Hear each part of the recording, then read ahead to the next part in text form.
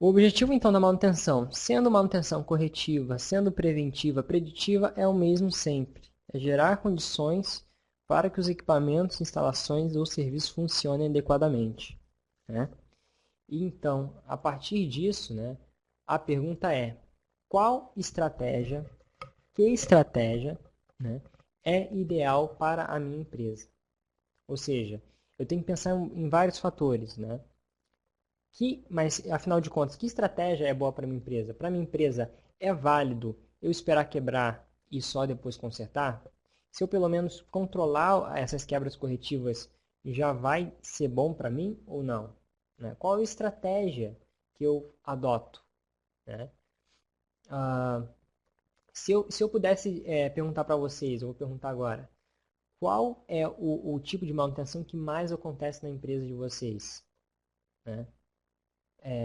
Qual é o tipo de manutenção? É corretiva, que é a maioria? É preventiva, que é a maioria? É preditiva? O que vocês me diriam? Se vocês pudessem dar um chute, né? Mas pelo que você vê, acompanha, Antônio indicou corretiva, Eduardo, equipamentos de cozinha corretiva,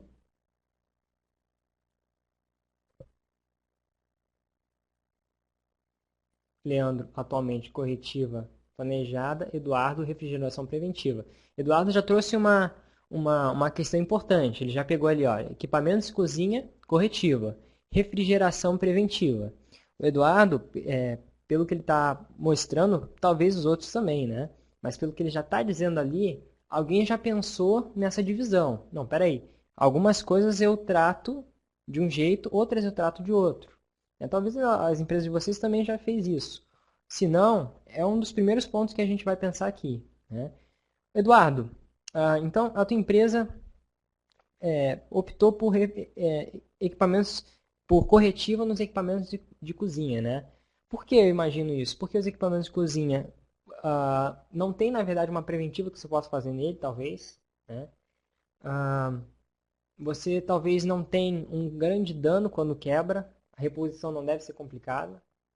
Né? O Eduardo está dizendo que tem um desgaste muito intenso, né? E a ideia, Eduardo, que eu imagino, então, é usar o equipamento até não ter mais nada, né? Até... E a reposição não é muito onerosa. Exatamente. Então, ou seja, o desgaste é intenso, a reposição não é onerosa. Eduardo, a reposição, ela é fácil ou é difícil? O material que você compra, que você repõe, é fácil ou é difícil? Fácil. Então, exatamente isso. O Eduardo resumiu em 4 linhas ali o assunto aqui de mais alguns, de mais vários minutos, né? É exatamente esse raciocínio que o Eduardo está descrevendo ali, tá? Que é o que a gente precisa pensar e que a gente precisa aplicar, né, na nossa empresa. Por exemplo, provavelmente para o Antônio esse raciocínio vai ser bem importante, vai ser uma coisa que vai guiar ele e é disso que a gente vai falar agora. Tá? Bom, então, para a gente pensar em estratégia de manutenção, a gente tem que entender pelo menos esses quatro itens. Qual é o setor de atuação da minha empresa? Né? Ah, isso vai me dizer também qual é o tipo de maquinário que eu tenho dentro da minha empresa. Né? Ou seja, eu tenho um setor de atuação onde, no caso do Eduardo ali, é a manutenção de equipamentos de cozinha. E também tudo que envolve isso, né? A Amazon, se eu não me engano, é uma empresa de prestação de serviço ah, de alimentação, né? Então, o que acontece? Ele mantém tudo, ele mantém desde o ar-condicionado até os equipamentos dentro da cozinha, ok? Então, o que que eles já identificaram? Bom, equipamentos de cozinha, eu reponho, deixo desgastar até o final, né? Simplesmente reponho, coordeno e estipulo o estoque de acordo com a utilização, né? Ou seja, não vou ficar comprando um monte de itens, deixando em estoque, se a reposição é fácil, certo?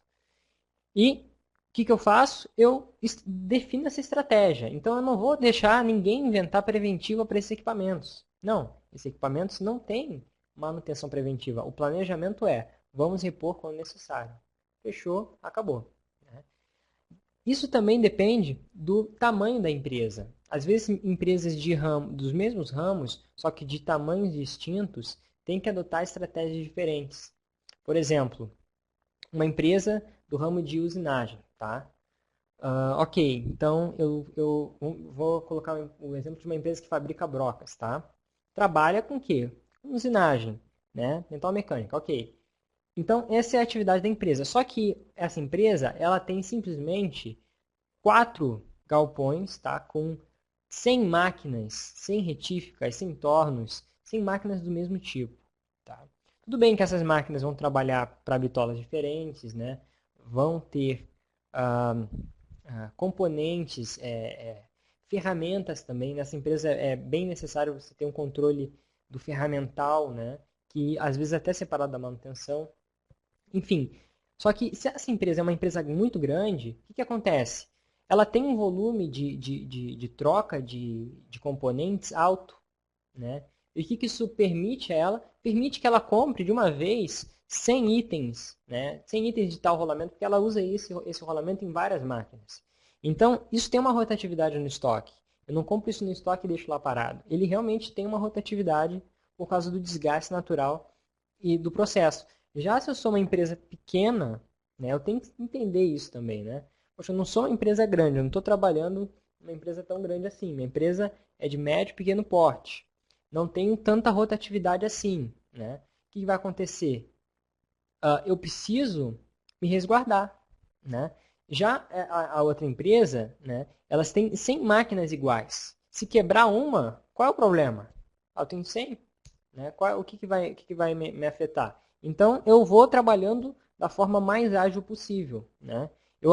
Dependendo do tamanho da empresa, ela pode até se permitir deixar algumas máquinas serem atendidas por manutenção corretiva. Né? Por quê?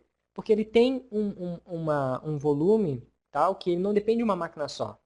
Então, aquela máquina ali vai sofrer corretiva e acaba que, como nem todas vão quebrar ao mesmo tempo, eu consigo administrando isso. Né? Ah, não, agora eu tenho só 2 máquinas, né? Uma depois da outra. Tá? As duas são gargalo. Né? O que eu posso fazer? Eu não posso deixar parar, quebrar, se tem uma peça ali que é importada e vai demorar 60 dias para chegar. Então, também é importante a empresa você pensar em estratégia de manutenção também pensando no tamanho da tua empresa. Ah, mas a outra empresa é do mesmo ramo, eles fazem tudo diferente. Mas o tamanho deles é diferente. A demanda deles é diferente. Não é porque a empresa está no mesmo ramo que tem que fazer exatamente a mesma coisa. Objetivos estratégicos para a hora, né, para o momento. Tem empresas que estão passando por um momento difícil. Né? Passou 2008, né? Tem alguns setores que não se recuperaram tão bem assim. Né?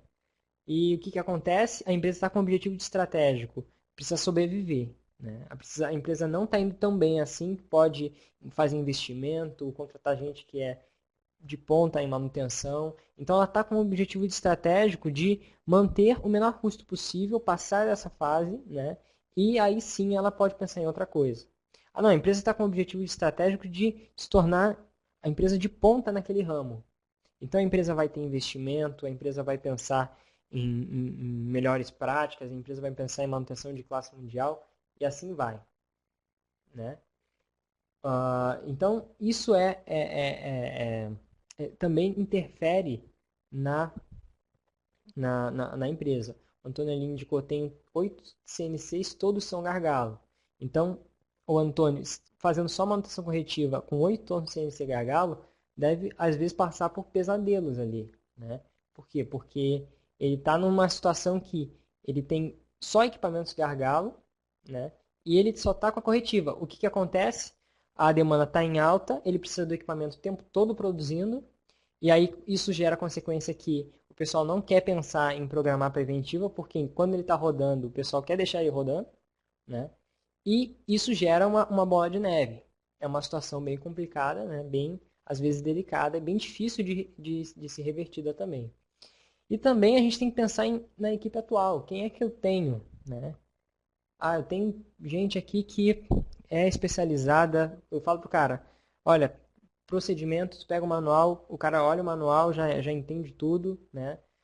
Isso é uma coisa. Ah, não, tem pessoas que não estão bem treinadas, está difícil de achar mão de obra, então é outra também estratégia. Então, né, quando a gente pensa em estratégia de manutenção, a gente tem que muitas vezes deixar de ser idealista, né?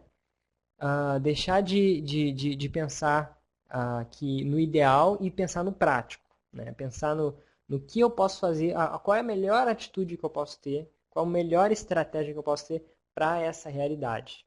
Eu não posso ah, me iludir e achar que da noite para o dia, porque eu fiz um curso, porque eu implantei um software, que simplesmente eu vou mudar, né, tudo aqui. Não é bem assim. Né? Como a gente começa a pensar muito assim, a gente começa a se iludir. Né? E a desilusão chega. Né? Eu já participei, já vivi alguns momentos desses com alguns colegas também, que, né, colocaram a expectativa muito lá em cima, sem pensar naqueles tópicos que a gente pensou ali em cima.